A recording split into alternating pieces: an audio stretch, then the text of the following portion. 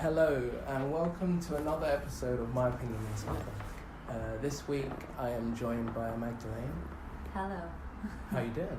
I'm good, thank you. I'm good. That's good. Thank you for having me in your humble abode. Thank you for coming.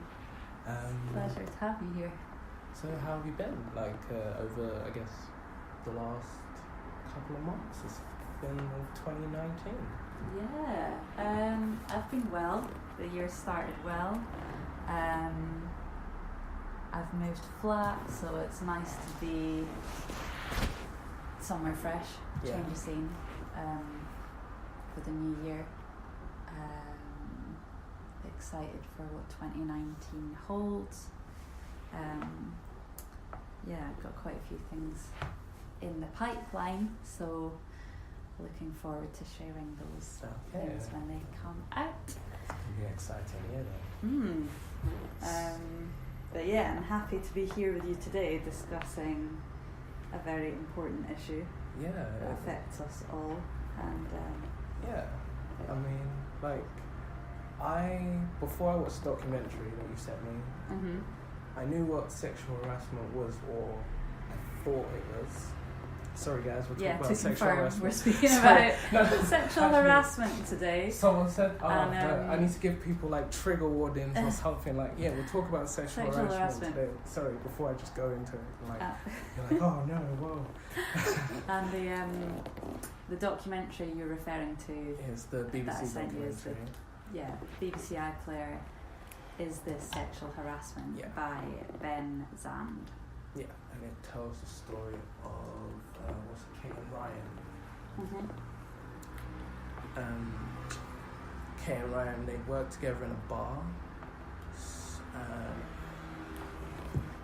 What I didn't understand is, so was Ryan the manager, and then Kate was hired as another manager for the bar. Is that how it worked? Okay, cool. Yeah, I mean, it's been a couple of weeks since I watched it, or I watched it quite a few weeks. But he was the manager, and then she was employed to also manage or assistant manager. I can't remember her exact title, but she was essentially doing the same job as him. But it was kind of a thing where she was brought in, he didn't really train her very well. Kind of said that he used a lot of words what did he say, I'm the brains and you're the beauty and stuff like that.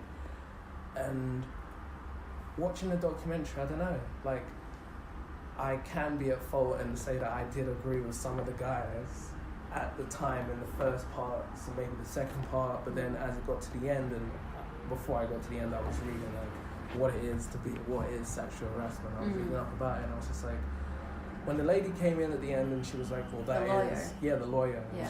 She was like, that is. And I was like, well, I guess so. But then it becomes a bit...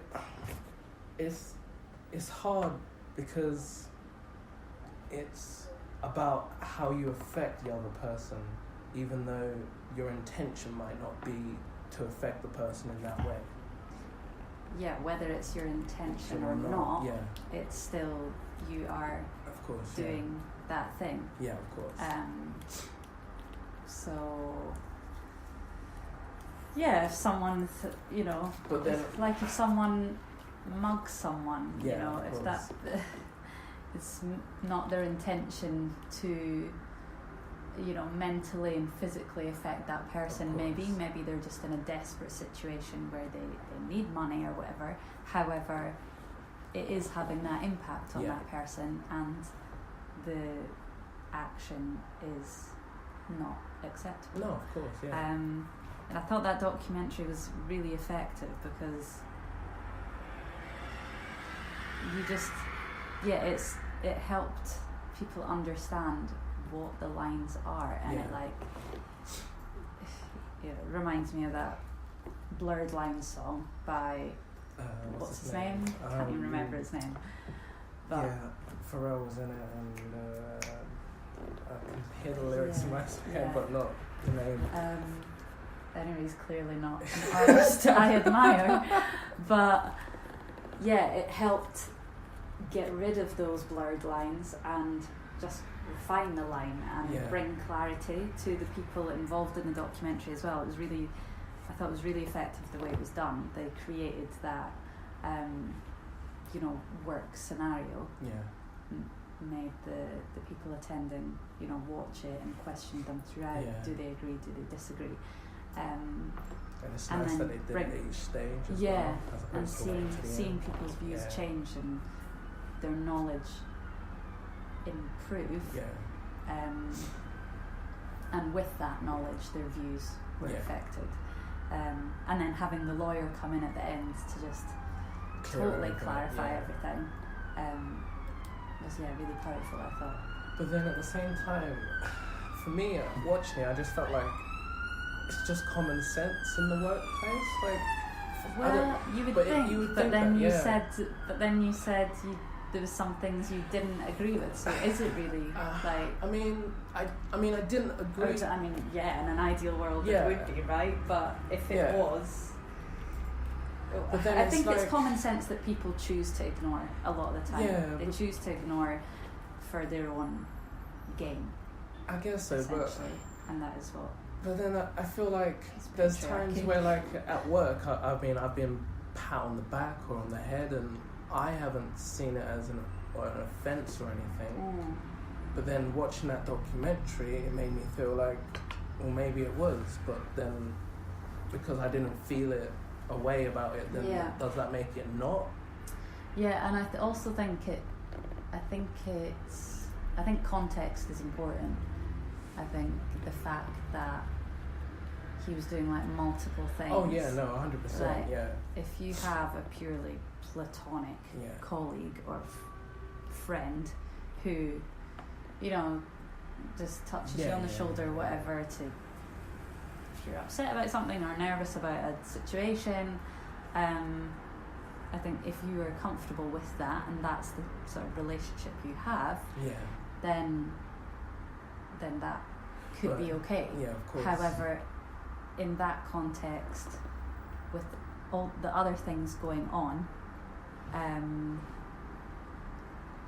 knowing his intentions anyway, it's not, kind it of wasn't more about communication. Kind of like, if he had communicated his intentions from the beginning, for example, I think someone mentioned it in the documentary, like if he liked her, asked her out on a date outside of work times, and maybe she turned him down or whatever, then is that okay? I mean, are you asking me, would it be acceptable for him to ask her out outside of work? Outside of work, would that have been acceptable? I mean, some places of work say that there should be no relationship between people. Other places of work accept that, and they don't classify it as sexual misconduct with people having relationships. So, if he was to ask her, outside of work, do you fancy going for a drink? Yeah, exactly. Then you've asked her. Exactly. She says yes or no. If she says no, then accept it and don't hold it against her. Exactly. And then that's fine. But that's not what happened. No, of course not. I'm just saying. But I think if you just ask someone, then that's okay. But it's just the fact of this unspoken rule that people think that there is. Or no, it is an unspoken rule, but it's just how unspoken do we need to get before we need to actually have the conversation or actually speak and actually say things? Because I don't know. Well, when you speak about communication, that's an interesting one because, not all communication is verbal. Yeah. I mean, I can't remember the actual statistic, but basically, more of our communication is non-verbal than verbal. So facial expressions, hand gestures, just reading someone's expressions and body language is a huge part of communication, and almost more so than what you literally say. And this goes back to the consent thing as well, about people think, she didn't say no. She didn't. Exactly. But you can kind of read the signs. You need to be able to read the way someone acts. If we said that for every situation, you know, like, for example, if I serve you a meal without even asking if you like it or not, I can tell by the expression on your face whether you're enjoying the meal or whether you think it's disgusting or, you know, it's not to your taste. And that goes for like many things in life. We're quite happy to read someone's body language, facial expressions, hand gestures, but then when it comes to this situation, this topic, then everyone's like, oh well, not everyone, but a lot of people will use the excuse, she didn't say no, and we need to get over because especially in those kind of situations, you've got this like fight or flight mode where you literally might feel paralyzed to talk, or you don't know what to say, but your body is definitely saying no, and your face is definitely saying no. It's the feeling of even just your eyes, the way you look at someone can say no. But it's like, I guess, being a man is horrible, but most men, I guess, ignore those signs, which is... Being a man is horrible. Oh, bless you. It is like... Who are you? No, I mean horrible as in the Sorry, I had to get that in there. The majority or the minority always be affected by the majority of what's going on. So there are nice guys out there that don't do that type of stuff. Of course there is. But like, because of the stigma on it, it makes nice guys more, I guess, scared kind of not offending people in the wrong way, I guess, kind of outside. Mm-hmm.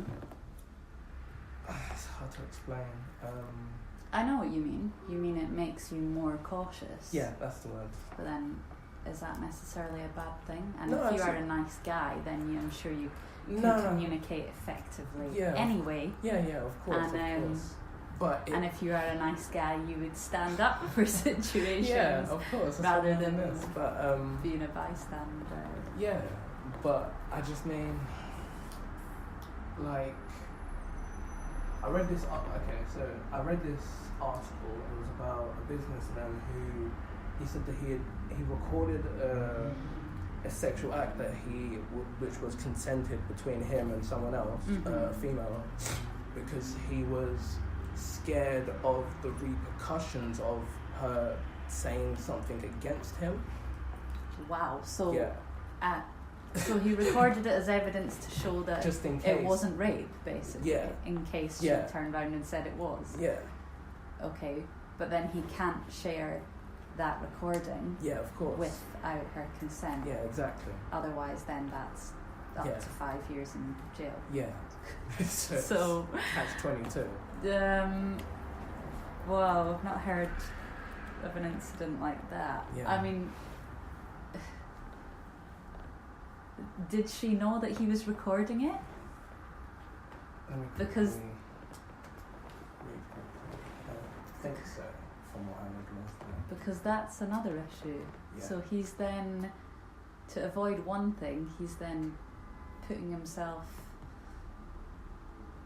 down another barrel. Yeah, so basically it says an Indian businessman has admitted to make she didn't know about it. She didn't know about it? No. Okay, so he's committed a crime by recording that without her consent. Yeah. To avoid himself being Yeah. accused of a different crime. Yes. Wow. Yeah, I don't think that's the way to go about things. Not at all. And then she must have found out, I'm assuming, if this is an article. What is it? An article on the Independent. Yeah. So she obviously now knows. Yes. And then what's happened to him now is